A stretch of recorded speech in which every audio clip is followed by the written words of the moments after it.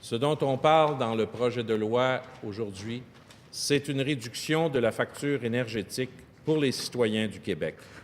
C'est de l'aide pour l'amélioration à la performance énergétique à la maison, permettre aux citoyens de devenir des producteurs d'énergie, de batteries pour de stockage d'énergie également à la maison, réalisation d'évaluations énergétiques, permettre également l'accès à différentes sources d'énergie. Pour les commerces en particulier, particulièrement dans des régions du Québec, c'est la valorisation des systèmes de biomasse. C'est de permettre également dans plusieurs régions l'accès à un réseau de gaz naturel en favorisant son expansion. C'est également la réduction des coûts énergétiques pour plusieurs entreprises. Et c'est permettre des gains en efficacité à la fois pour les serres, pour les stations de ski, pour nos alumineries, nos aciéries et également dans un domaine qui est particulièrement important ces jours-ci pour nous, pour tous les Québécois, le domaine de la foresterie. Et certaines entreprises veulent continuer de forer au Québec parce qu'on importe chaque année plus de 12 milliards de dollars de pétrole ici au Québec. On parle de la mise en place de l'encadrement le plus rigoureux en Amérique du Nord, d'une hausse importante des amendes en cas d'infraction, de l'obligation pour les entreprises de fournir des garanties financières, des assurances, d'un plan de restauration des puits d'hydrocarbures qui sera approuvé au début et au milieu et à la fin du projet, des activités soumises, entre autres au Québec, lorsqu'on parle de pétrole québécois, d'activités soumises au marché du carbone. On parle également de mesures spéciales et de règlements pour la protection de nos lacs, de nos rivières, de nos baies et du fleuve, et bien sûr le paiement de redevances par les entreprises. Je rappelle également que dans ce projet de loi et dans les règlements qui vont suivre, il n'y aura aucune fracturation hydraulique sans que la population ne soit consultée. Pas d'accès au terrain sans entente avec les propriétaires et également en informant les municipalités du Québec. Des mesures spécifiques également pour la protection des terres agricoles.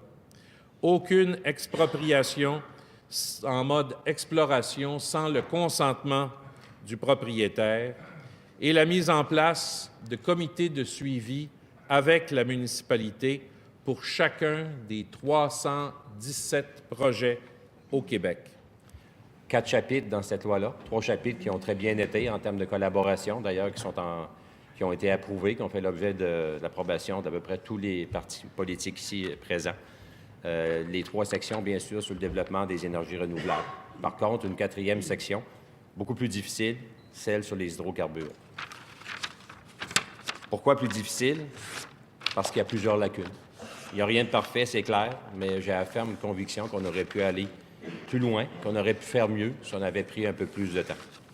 Un peu plus de temps pour consulter, oui, mais un peu plus de temps aussi pour travailler ensemble, pour voir comment on aurait pu améliorer cette loi-là, qui, comme je le disais tout à l'heure, est l'une des lois à grandes conséquences là, sur la santé et la sécurité des personnes, mais aussi sur notre environnement. Les plans d'eau. Comment expliquer, par exemple, que dans cette loi-là, dans la loi 106, on n'accordera pas de protection particulière à la baie des Chaleurs, à la baie de Gaspé, à la baie de Malbaie à Percé. Pas plus de protection qu'un simple cours d'eau intermittent. Un cours d'eau dans lequel on retrouve un écoulement des eaux pendant 1 mois, 2 mois par année. Bien, c'est ça la protection, malheureusement, que les 3 baies gaspésiennes vont avoir en vertu de la loi 106. Pourquoi? Bien, parce qu'à l'article 12, on a suspendu, mais on n'a pas pu y revenir. On n'a pas pu compléter le travail qui était amorcé, la réflexion. Donc, extrêmement important, 3 baies qui sont extrêmement importantes pour l'économie de la région. Le tourisme, la pêche, la mariculture.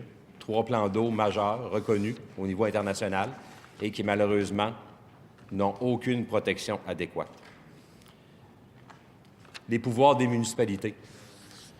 Le projet de loi 106 va accorder des pouvoirs au MRC, aux municipalités, en vertu notamment du schéma d'aménagement, mais seulement pour les nouvelles licences qui vont être demandées.